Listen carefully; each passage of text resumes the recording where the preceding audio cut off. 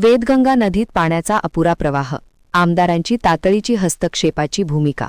निपाणी येथे आमदार शशिकला जॉल्ले यांच्या अध्यक्षतेखाली काळम्मावाडी जलाशयातून चिखली बॅरेजमार्फत वेदगंगा नदीत पाणी सोडण्यासंदर्भात महत्त्वपूर्ण बैठक आयोजित करण्यात आली होती. या बैठकीस पाटबंधारे विभागाचे सहाय्यक कार्यकारी अभियंता एस कुलकर्णी, सहाय्यक अभियंता चंद्रू चौगला यांच्यासह वेदगंगा नदीकाठच्या गावातील शेतकरी व नागरिक मोठ्या संख्येने उपस्थित होते. बैठकीत माहिती देताना सांगण्यात आले की काळम्मावाडी जलाशयातून चिखली बॅरेजमार्फत वेदगंगा नदीत सध्या 100 क्युसेक पाणी सोडण्यात येत आहे. मात्र प्रत्यक्षात नदीतील पाण्याचा प्रवाह अत्यंत कमी असल्याबद्दल शेतकरी व नागरिकांनी तीव्र नाराजी व्यक्त केली. यावेळी आमदार शशिकला जॉल्ले यांनी तातडीने कोल्हापूरचे जिल्हा प्रभारी मंत्र्याशी दूरध्वनीद्वारे संपर्क साधून परिस्थितीची माहिती दिली.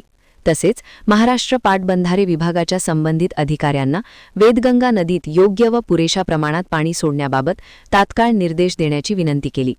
दरम्यान पुढील 2 दिवसात पाण्याचा प्रवाह समाधानकारक न झाल्यास पाटबंधारे विभागाचे अधिकारी व नदीकाठच्या गावातील शेतकरी सोमवार दिनांक 27 एप्रिल 2026 रोजी महाराष्ट्र राज्य पाटबंधारे विभागाच्या वरिष्ठ अधिकाऱ्यांची भेट घेऊन उर्वरित हक्काचे पाणी नदीत सोडण्याची ठाम मागणी करणार असल्याचे बैठकीत ठरविण्यात आले.